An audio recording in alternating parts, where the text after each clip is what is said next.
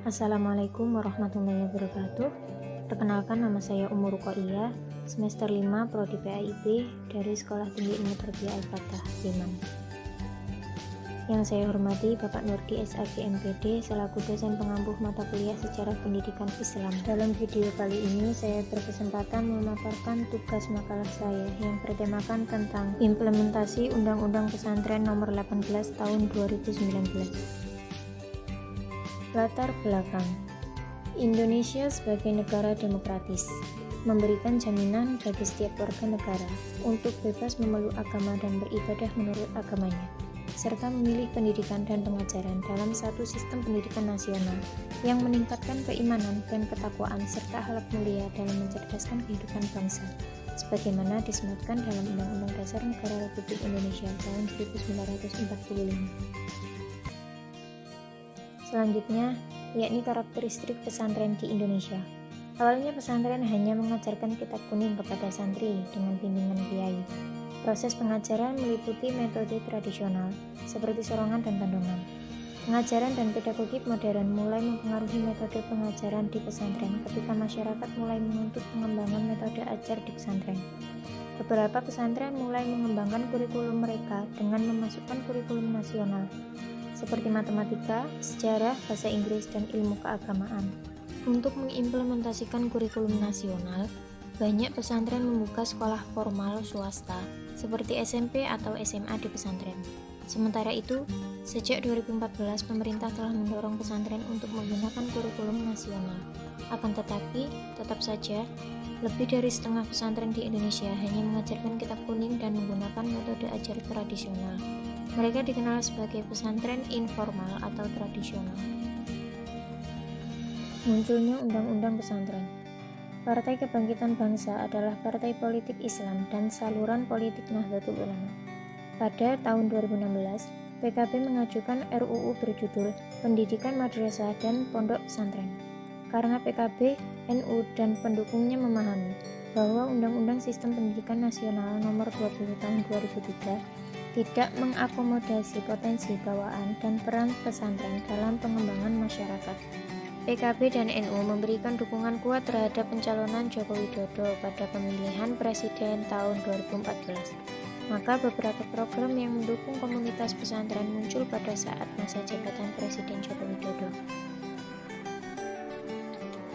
RUU Pendidikan Madrasah dan Pesantren kemudian diintegrasikan dengan RUU Pendidikan Keagamaan yang diinisiasikan oleh Partai Persatuan Pembangunan, Partai Politik Islam, dan saluran politik NU lainnya. Pada 16 Oktober 2018, RUU secara resmi dipilih oleh Badan Legislasi DPR untuk didiskusikan di parlemen sebagai RUU yang diajukan DPR dengan judul RUU Pendidikan Pesantren dan Keagamaan. Rapat pada 17 Juli 2019 yang diadakan oleh Komite Kerja Bentukan Pemerintah dan Komisi 8 DPR yang mengurusi bagian keagamaan memutuskan RUU tersebut akan diberi judul RUU Pesantren dan mengakomodasi ketentuan yang ada di RUU yang diinisiasi oleh Partai Persatuan Pembangunan.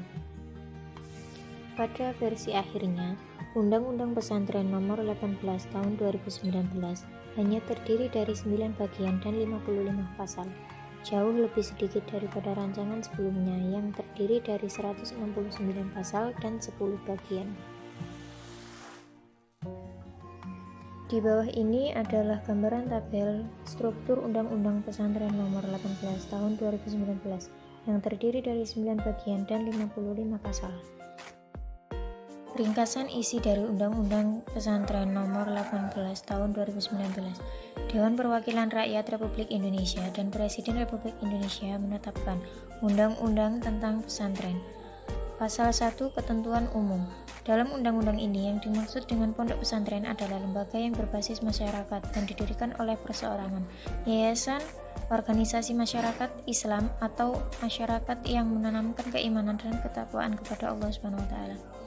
Pendidikan pesantren adalah pendidikan yang diselenggarakan oleh pesantren dan berada di lingkungan pesantren dengan mengembangkan kurikulum sesuai dengan kekhasan pesantren dengan berbasis kitab kuning atau dirasa Islamiyah dengan pola pendidikan mu'alimin.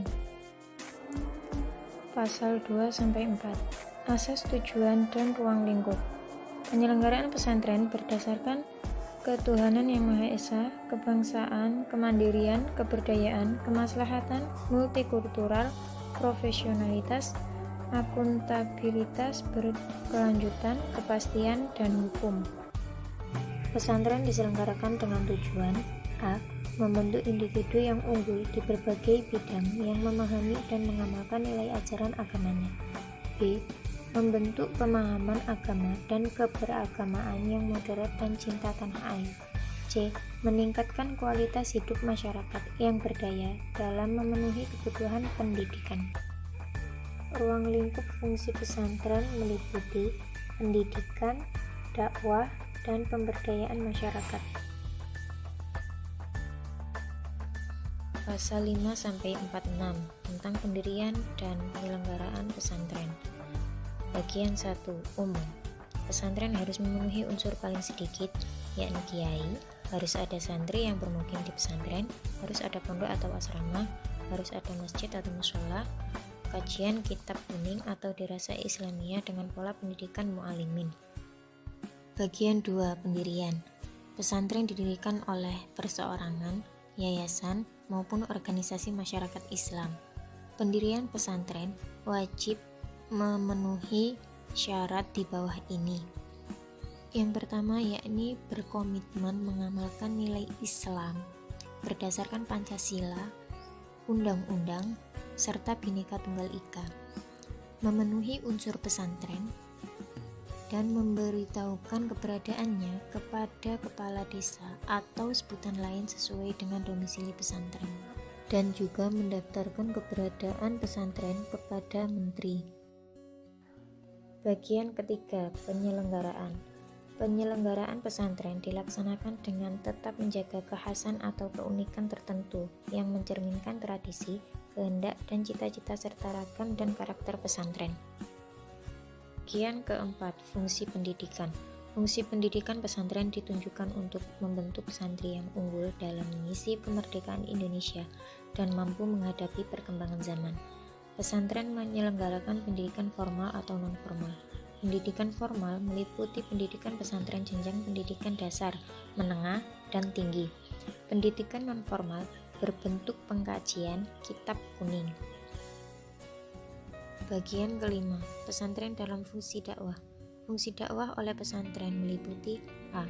Upaya mengajak masyarakat menuju jalan Allah SWT dengan cara yang baik dan menghindari kemungkaran. B. Mengajarkan pemahaman dan keteladanan pengamalan nilai keislaman yang rendah hati, toleran, keseimbangan, moderat, dan nilai luhur bangsa Indonesia berdasarkan Pancasila dan Undang-Undang. C. Menyiapkan pendakwah Islam yang menjunjung tinggi nilai luhur bangsa Indonesia berdasarkan Pancasila dan Undang-Undang. Bagian keenam, pesantren dalam fungsi pemberdayaan masyarakat. Dalam menyelenggarakan fungsi pemberdayaan masyarakat, pesantren melaksanakan aktivitas dalam menyiapkan sumber daya manusia yang mandiri dan memiliki keterampilan agar dapat berperan aktif dalam pembangunan. Pasal 47, pengelolaan data dan informasi. Sistem informasi dan manajemen diselenggarakan secara terpadu dengan pengelolaan data dan informasi oleh menteri. Data dan informasi hasil pengelolaan digunakan untuk pengembangan pesantren. Pasal 48-49 tentang pendanaan. Sumber pendanaan penyelenggaraan pesantren berasal dari masyarakat. Pemerintah pusat membantu pendanaan penyelenggaraan pesantren melalui anggaran pendapatan dan belanja negara sesuai dengan kemampuan keuangan negara dan ketentuan peraturan perundang-undangan. Ada pula sumber pendanaan penyelenggaraan pesantren dapat berasal dari sumber lain yang sah dan tidak mengikat sesuai dengan ketentuan peraturan perundang-undangan. Pasal 50 tentang kerjasama. Kerjasama dapat dilakukan dalam bentuk 1. Pertukaran peserta didik 2. Olimpiade 3. Sistem pendidikan 4. Kurikulum 5. Bantuan pendanaan 6. Pelatihan dan peningkatan kapasitas 7. Bentuk kerjasama lainnya. Kerjasama dilaksanakan sesuai dengan ketentuan peraturan perundang-undangan. Pasal 51 tentang partisipasi masyarakat. Partisipasi dapat berupa memberikan bantuan program atau pembiayaan kepada pesantren. Dapat juga memberikan masukan kepada pemerintah pusat dan pemerintah daerah dalam menyelenggarakan pesantren. Mendukung setiap kegiatan yang dilakukan pesantren, mendorong pengembangan mutu dan standar pesantren, mendorong terbentuknya wahana pendidikan karakter dan pembinaan moral di dalam masyarakat dan sekitar lingkungan pesantren, memperkuat kemandirian dan kemampuan ekonomi pesantren. Pasal 52-53 tentang ketentuan peralihan.